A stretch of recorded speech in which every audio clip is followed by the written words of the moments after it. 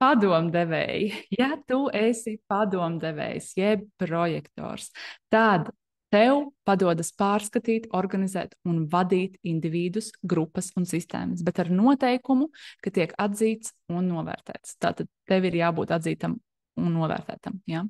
Padomdevējs spēj savest kopā cilvēkus un maksimizēt enerģiju un resursus.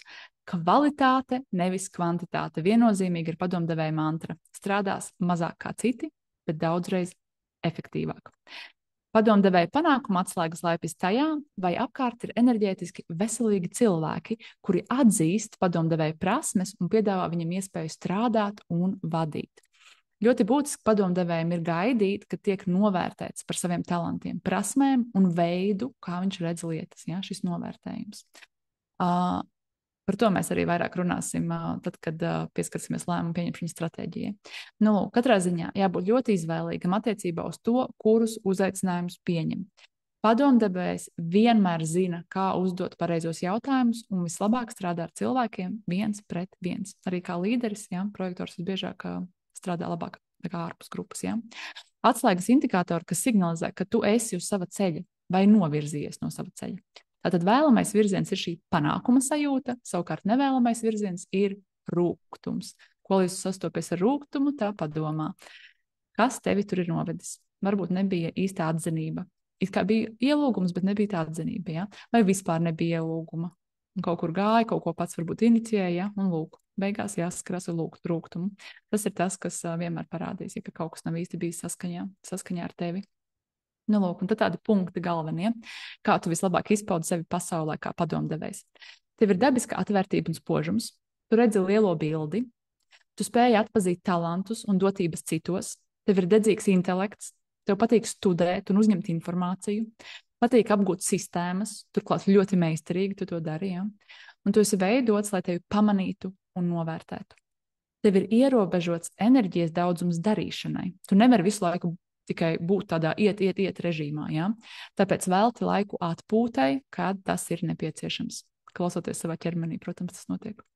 Tu vari vadīt citus, zinot, kā uzdot pareizos jautājumus. Vislabāk sastrādājies ar cilvēkiem 1 pret 1, un atslēga tavā dizainā ir gaidīt atpazīšanu un ielūgumu.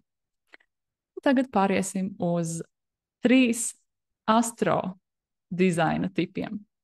Tātad kardinālais padomdevējs, fiksētais padomdevējs vai mainīgais padomdevējs. Atkarībā no tā, kas ir tava dominējošā modalitāte, ko mēs uzzinājām pirmajā dienā, tu vari tātad saslēgt, kurš no šiem tu esi. Un es tā pavisam īsi par katru. Ja tu esi kardinālais padomdevējs, tad visizaicinošākais, kas vien var būt, ir šī ielūguma gaidīšana. Šī noteikti ir visgrūtāk sagramojamā tava dizaina daļa, ko iekšē ir grūti izprast, jo ir dabiska tieksme iniciēt. Šie padomdevēji ir ļoti pārliecināti un dabiski līderi. Aktīvākie no visiem padomdevējiem, un šis padomdevējs ļoti tieši pasaka, ko redz. Ja? Kādam var likties pārāk tieši. Nu, lūk, fiksētais padomdevējs. Ja tu esi padomdevējs, kas ļoti stingri, nevis ja, bet tu esi, ja tu esi fiksētais, tad tu esi padomdevējs, kas ļoti stingri stāv savā stājā. Tu redzi sistēmas un to, kā lietas notiek. Nevienam tevi neizdosies pārliecināt, ka kaut kas ir citādi nekā redzi tu. Tu savā dzīvē izvirzi priekšroku stabilitātei un drošībai, tāpēc vislabprātāk atsaucies uz uzaicinājumiem, kur saredzi šo stabilo perspektīvu. Nu, lūk, savukārt, ja tu esi mainīgais padomdevējs, tad tu esi ļoti dinamisks un dažādību augstošs padomdevējs.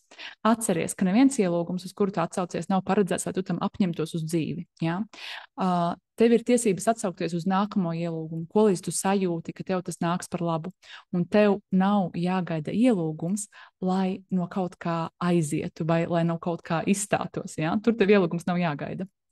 Tā kā tu daudz labprātāk iesaisties īstermiņa projektos, un tev vienmēr ir ļoti daudz ideju, ar ko dalīties. Nu, visticamākais, kā mainīgajiem padomdevējiem. Bet to man varēs pateikt tu, kad noklausīsies šo ierakstu, tad padalies, kā tas ar tevi rezonē, nosēžās, nenosēžās īsti, ja, jo, kā es teicu, bieži vien mēs ļoti pieķeramies savai personības pusē, šai personības kartei, un it īpaši tad, ja rezultāts sanāca kaut kāds daudz savādāks nekā ir pierasts mūsu, tikai skatoties uz mūsu tīru astroloģijas karti, ja, tad vēl jo vairāk, bet, nu, atkal, es saku, tev ir jāsajūt, tev neko nevajag paņemt tā kā, jā, ir šitā, ja? Sajūta, izlaic ar sevi, der tas tev vai neder.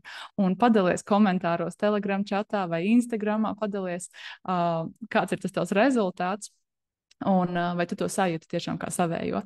Un, ja tu dalies Instagramā, tad noteikti ietegu arī mani, @lalde.design, jo es priecāšos redzēt, kā šis viss ir nosēdies. Tā kā mīļš tev paldies, ka noklausījies.